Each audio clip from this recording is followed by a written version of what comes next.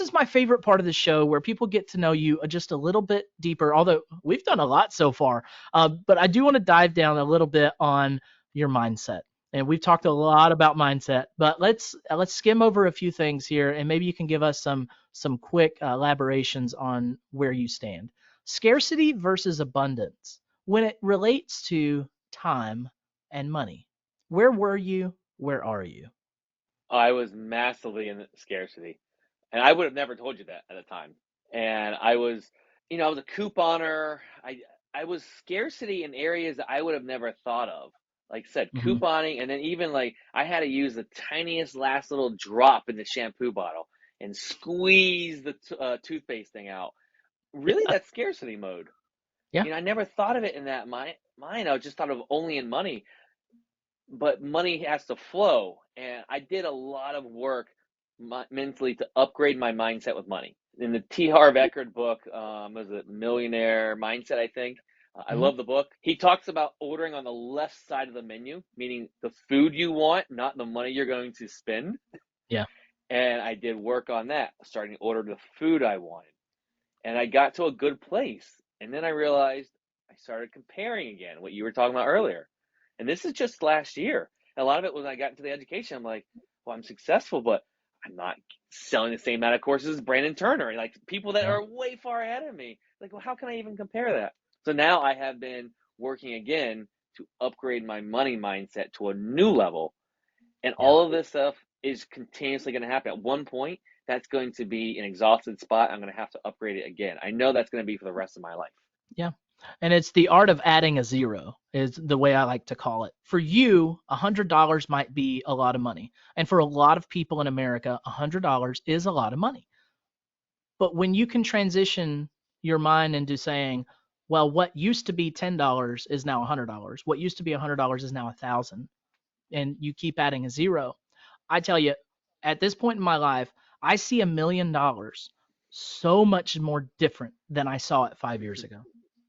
Like $1 million today, it is a lot of money, and I respect that it is a lot of money, but it's nowhere near as much money as $1 billion or $10 million. When you can see things in your life relate to the zero, it changes your relationship with that money. And that is actually our next topic: is what is your relationship with money? When I know 5 years ago, I had no respect for money. When before I got started real estate investing, I just didn't respect it. I made money, I spent money. I never took that third step, which is so important. I never invested money, and I made it, I spent it. I never invested it. So, how did your relationship with money change? Well, I've always been more of the saver. Like I said, the scarcity. That's how I was brought up. Hmm. Yeah. And as I've changed, I actually have $100 bills hanging up here in my Hmm. office. And I don't even know who I got that from, but it was to help elevate my money. I was very uncomfortable, and I'm looking over literally at a $100 bills taped to my printer. Yeah. That was very uncomfortable the first few months because like that's a lot of money, and why would I just leave it there? It needs to Yeah. go in the savings account where it's safe. Yeah. Well, now that is money that I get to see to remind me that money can be a good thing. Yeah. And I also look to respect money. I need to put it to work. It needs to flow. This goes back into that woo woo mindset stuff. Hmm. That if I'm hoarding it the whole time, I'm not allowing new money to come to me, and I have to flow my money so new money can come. I had one of Yeah. those jars, you put your coins in as a kid, Oh yeah. and I was so close to having it completely full because I don't use cash and coins that much anymore. So it hasn't been filling. I got rid of it recently. I donated it. I taught my nieces some lessons about money when we went through it. But I realized I got to get rid of that money, not irresponsibly, so more money can flow to me with bigger zeros on it. Yep. And there's some other things I've been doing. Literally right now, I got some journals. I'm literally working on my mindset of money, upgrading it Yeah. again. Hmm. And they're just about like that old school stuff we did in like elementary school of writing over and over and over Yeah. again. I'm Yep. writing these affirmation prompts that it gives me. I literally think of elementary school every time and how much I used to hate my teachers for it. And now I'm willingly doing it because I understand how it works. Yeah. You're like Bart Simpson on the chalkboard. Yeah. I will not spit in the lasagna or whatever. Oh, that's great. And that's a great tip, listeners out there. That is so powerful. If you've never just written down things that matter to you or things that you want to be. I remember when I first started doing the Miracle Morning routine and I started doing savers and I was in the scribe session and I challenged myself. I said, I'm going to write something down that I want to be true, but it seems so far-fetched. And I kept writing down, I am a millionaire. I am a millionaire. And I wrote that for probably 4 years straight. And finally, I'm now writing something different. And that something different is I will leave this world a better place. And I'm writing that because I want to be a more philanthropic person when I get older. I want my children to be philanthropic people.